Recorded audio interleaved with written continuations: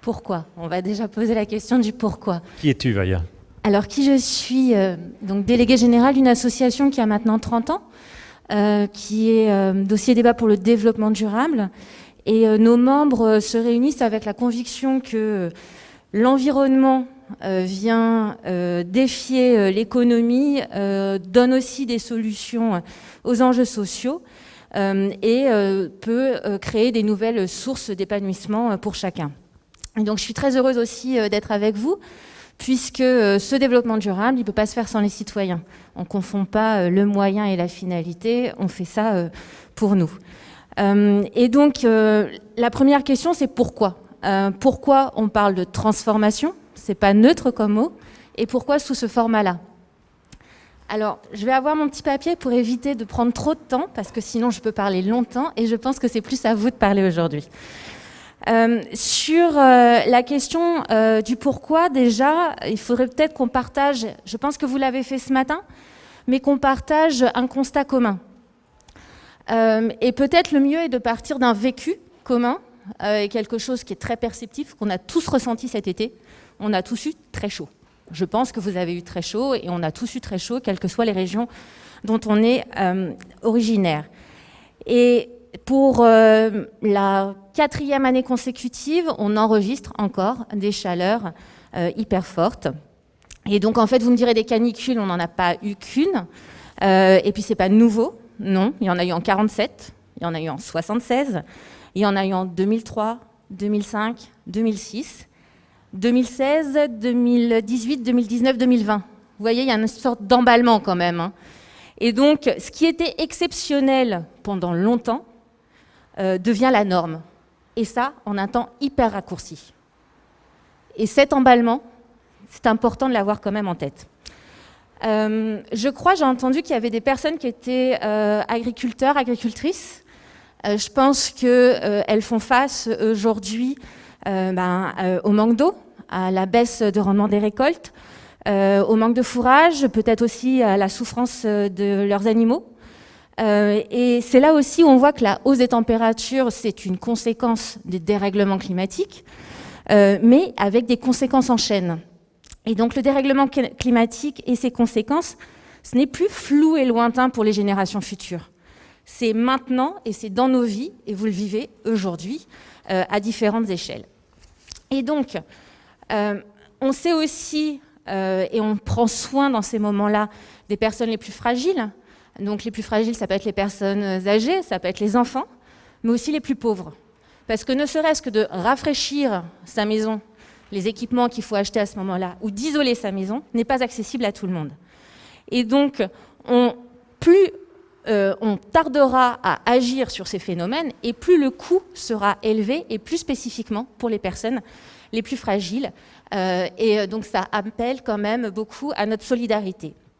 Et ce constat-là qu'on est en train de faire pour le climat, on pourrait le faire ensemble pour les pollutions, la santé publique. J'ai entendu parler tout à l'heure d'éducation, les inégalités, sur Internet, l'intelligence artificielle, les tensions internationales. Il y a énormément de sujets aujourd'hui qui s'ajoutent.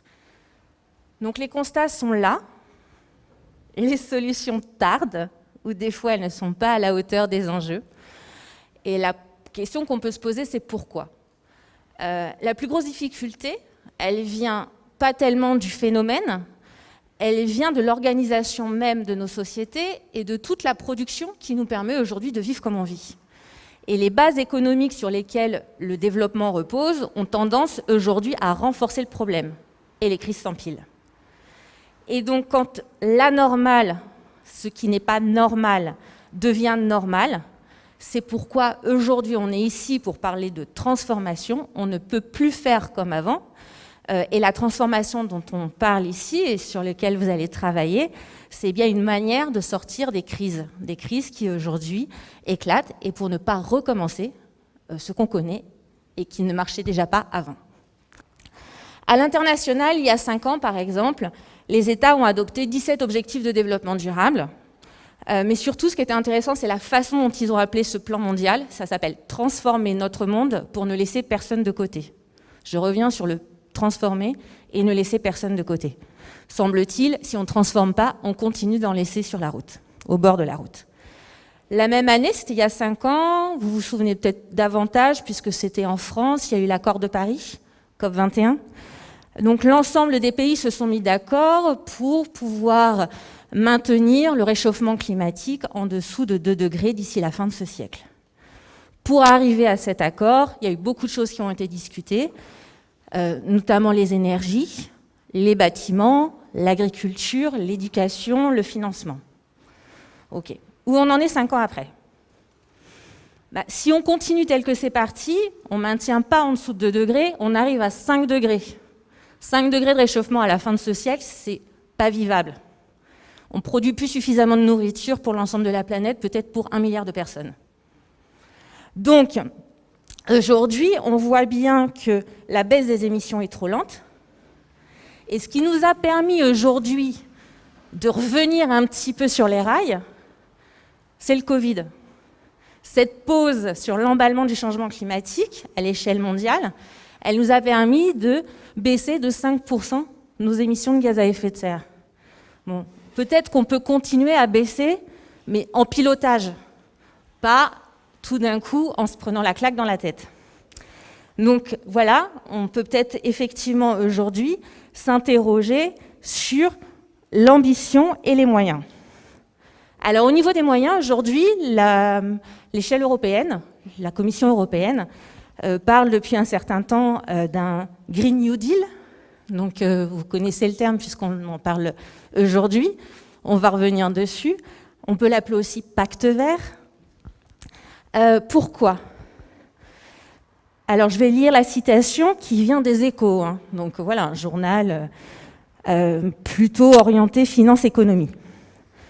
À moins de réagir dès maintenant et avec ambition, canicules, submersion marine, feux de forêt et autres sécheresses vont s'abattre à un train d'enfer sur le vieux continent. Et donc ça venait d'un dossier suite à au scénario de l'Agence européenne pour l'environnement. Donc la Commission aujourd'hui, elle se dit bien que pour agir, à un moment, il faut se donner les moyens. 1000 milliards sont sur la table pour pouvoir faire en sorte de ramener à zéro, pas un petit peu, à zéro les émissions de gaz à effet de serre dans 30 ans, d'ici 2050. Et là encore, ils sont en train de flécher sur les investissements, rénovation des logements, stratégie industrielle, exonération fiscale pour le transport maritime, aérien, l'agriculture biologique, la protection des consommateurs, etc. Et aujourd'hui, vous êtes ici, et il y a des députés européens qui sont en train de voter la fin des aides au financement pour le charbon, le gaz ou autre. Donc voilà, les choses sont reliées d'une certaine façon. Alors en France, ces sujets ne sont pas nouveaux. Peut-être avez-vous déjà entendu parler du Grenelle de l'environnement, c'était en 2007. Donc depuis le Grenelle, on ne fait plus aucune politique publique en France sans évaluer et étudier son impact sur le climat.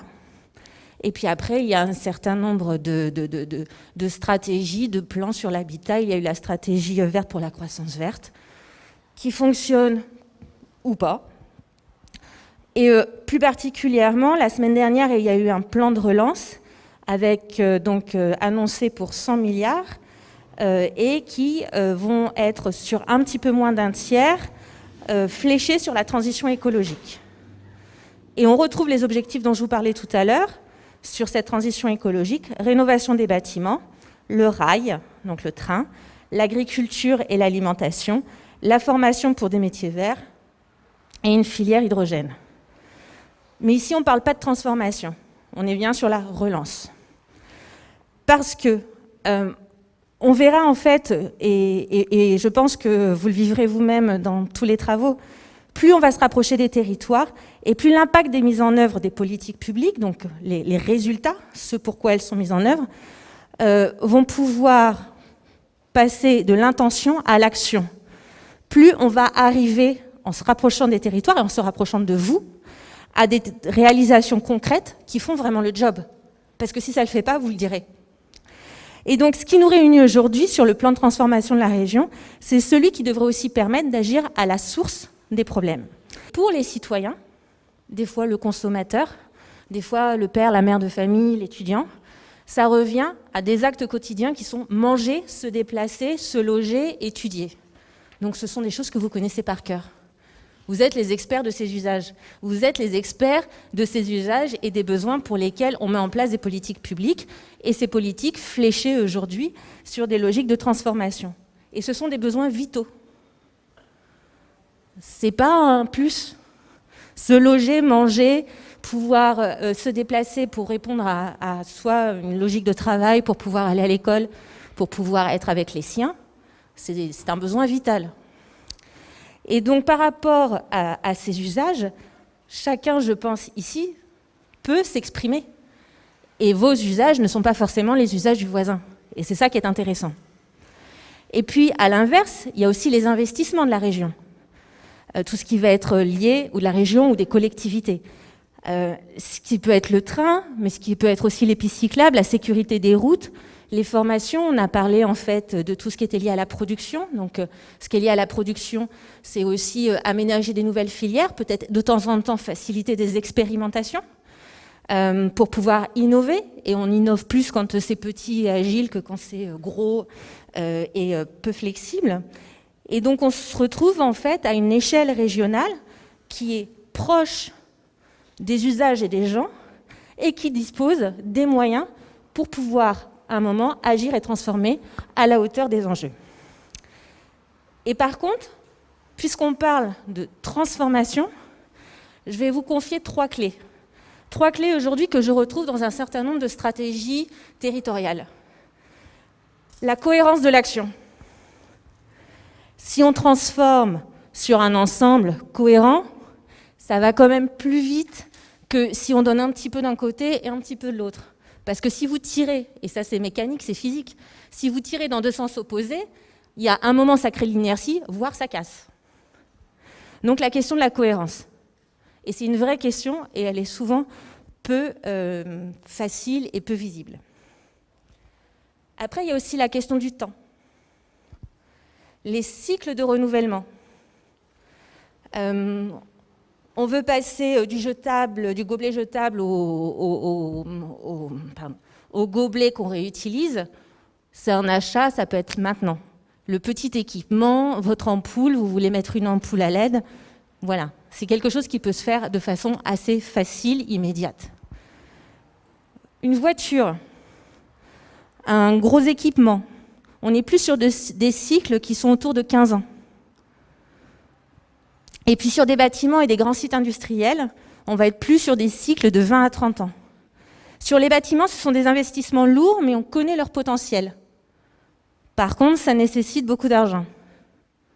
Et puis à l'inverse, aujourd'hui, il y a aussi des technologies de développement très rapides, imprévisibles, et qui bénéficient d'une forte confiance sur leur développement et de beaucoup d'investissements. Donc voilà la question du temps, la question des cycles et des renouvellements. Et ce sur quoi on investit aujourd'hui sur un site industriel, vous pouvez vous dire que voilà, on est parti pour 20 ou 30 ans. Et une dernière des clés, il ne faut pas avoir peur des objectifs radicaux. 0% d'émissions de gaz à effet de serre net. 100% bio dans les cantines, par exemple. Parce que c'est à ce moment-là, quand on est sur des objectifs qui sont radicaux, qu'on pousse à l'innovation, à la transformation, plus que de mettre la rustine ou d'aménager à la marge. Et puis, ben voilà, un exemple très simple dans vos vies, vous voulez arrêter de fumer. Si vous avez une cigarette dans votre poche, l'arrêt, il est quand même beaucoup moins facile. Donc, sur le plan de transformation, vous voyez que c'est une ambition. Ça touche à beaucoup de sujets. Est-ce qu'il n'y a qu'une seule voie pour y arriver? Non. Est-ce que ça passe nécessairement par une dictature écologique? Parce que ce mot, je l'entends souvent. Non. Pourquoi? Déjà parce que vous êtes là pour corriger une erreur méthodologique. L'erreur méthodologique, c'est de dire qu'il existe un Français moyen, un Occitan moyen, qui fait des choses moyennes avec une vie qui est identique pour tout le monde. Ce n'est pas le cas. Et donc, en fait, il y a une diversité de situations qui est à prendre en compte. Et l'association pour laquelle je travaille avait fait une étude assez poussée qui permet aujourd'hui de dire, chiffre à la clé, que si on prend en compte la diversité des comportements et des modes de vie, on accroît les potentiels de transformation. puisqu'on peut jouer justement sur ces différentes échelles de temps, on peut jouer sur toute l'intelligence collective. Donc réussir ce plan de transformation doit assurer que chacun trouve son chemin, et la Convention va résonner avec vous dans toutes ces diversités. Et 3 dernières petites choses, et après je vous laisse. Pour comprendre cette diversité, il y a 3 points qui sont très intéressants et qui se jouent à l'échelle régionale. Les lieux de vie, en milieu rural, urbain, en banlieue, en montagne, sur les littoraux, vous n'avez pas les mêmes avantages, vous n'avez pas les mêmes contraintes. Les niveaux de vie, aisés, modestes, en difficulté, vous êtes ouvrier, cadre, artisan, j'ai entendu des personnes qui parlaient des SDF, des routiers, professions libérales. Ce n'est pas les mêmes capacités d'action et ce n'est pas les mêmes freins non plus pour agir. Et la composition familiale. Souvent, les changements s'opèrent quand les familles s'agrandissent ou au contraire quand il y a des départs, quand il y a des déménagements. Et puis, vous avez une surface à chauffer, ce n'est pas la même si vous êtes seul ou si vous êtes 10. Donc la diversité des modes de vie accroît ses capacités de transformation. Elle permet aussi à un moment de regarder les freins techniques, culturels, psychologiques, et ça c'est important vis-à-vis des médias, parce que c'est souvent ça qui ressort, et des inégalités d'accès face aux solutions.